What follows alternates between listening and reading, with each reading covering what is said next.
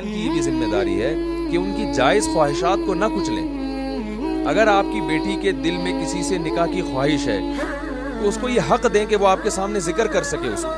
ابھی ایک واقعہ میرے سامنے آیا کہ ایک بچی کا جو ہے نا والدین نے نسبت طے کر دی. یہی ایبٹ آباد کا واقعہ ہے. نسبت طے کر دی کسی ایسے شخص کے ساتھ بچی وہاں شادی نہیں کرنا چاہتی. اب بچی بیچاری زبان سے بول نہیں سکتی, وہ والدین کے سامنے شرماتی ہے.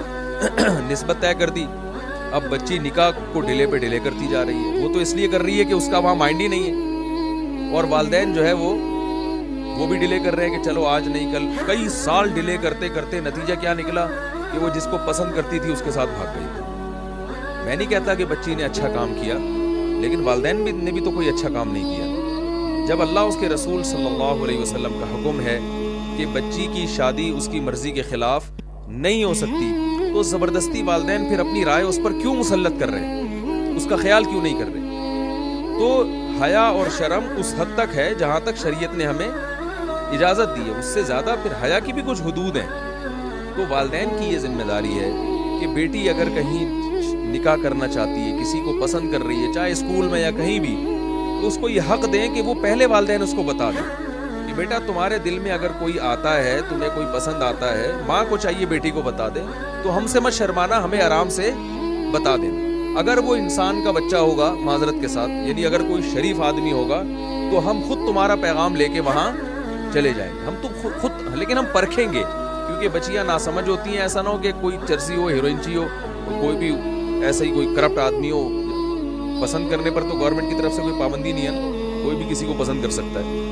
تو ہمیں بتا دینا, ہم دیکھیں گے. اگر وہ واقعی کچھ شرافت نظر آئی تو انشاءاللہ ہم خود تمہاری شادی وہاں کریں گے. یہ والدین کا فرض ہے کہ وہ اپنی بچیوں کو پہلے بتا دیں, تاکہ ان کو برائی کی طرف, بوائے فرینڈ اور یہ گرل فرینڈ کے کلچر کو پروموٹ نہ کریں. نکاح کو پروموٹ کرنا چاہیے, نکاح کو ترقی دینی چاہیے. اپنے بیٹوں کو بھی بتا دیں کہ بیٹا اگر تمہارے دل میں کسی لڑکی کی محبت آتی ہے, تمہیں کوئی پسند آتی ہے, تو دوستیاں لگانے کی کوشش, بول لینا بھائی, یہ تو مرد بیٹھے ہوئے ہیں تو اب انہیں سے بلوا سکتا ہوں, خواتین تو پردے میں ہے نا, تو آپ ہی ان کے نمائندہ بن کے, میں تو عادت ہے بلواتا ہوں میں. آج تو چونکہ سامنے جن سے پر بیان ہو رہا ہے وہ ہے نہیں, تو بلوا نہیں پا رہا میں, بڑی مشکل سے ضبط کر کے بیان کر رہا ہوں. تو بیٹا اگر کوئی اللہ نہ کرے تو نہیں کہہ سکتے اس میں, کبھی نہ کبھی تو اللہ کرے گا, ٹھیک ہے نا, کوئی نہ کوئی تو پسند آئے گا. تو لڑکے کو اگر کوئی بچی لڑکی پسند آ رہی ہے, تو والدین کی ذمہ داری ہے وہ پہلے بتا دیں کہ بھائی دوستیاں مت لگانا, ناجائز کی طرف مت جانا, اپنے ٹائم کو برباد مت کرنا. اگر کوئی پسند آتی ہے تو ہمیں بتا دیں, ہم دیکھیں گے, اس کا خاندان چیک کریں گے, پرکھیں گے. اگر کوئی انسان لگے ہمیں, وہ تمیز کے لوگ لگے, ہمارے خاندان میں ایڈجسٹ ہو سکتے ہیں, تو بیٹا ہم خود نکاح کا پیغام لے کے جائیں. تو اپریشیٹ کرنا چاہیے. زبردستی مسلط کی ہوئی ہے ان کے اوپر, یہ تو ایک تو شادی تو کرنی نہیں ہے, اور پھر جہاں ہم چاہیں گے وہ وہیں ہوگی, کہیں تمہاری مرضی سے ہو نہیں سکتی. یہ سب باتیں ظلم کے زمرے میں آتی ہیں. شریعت میں ظلم کی اجازت نہیں ہے. حدیث میں آتا ہے رسول اللہ صلی اللہ علیہ وسلم کے پاس ایک کیس آیا.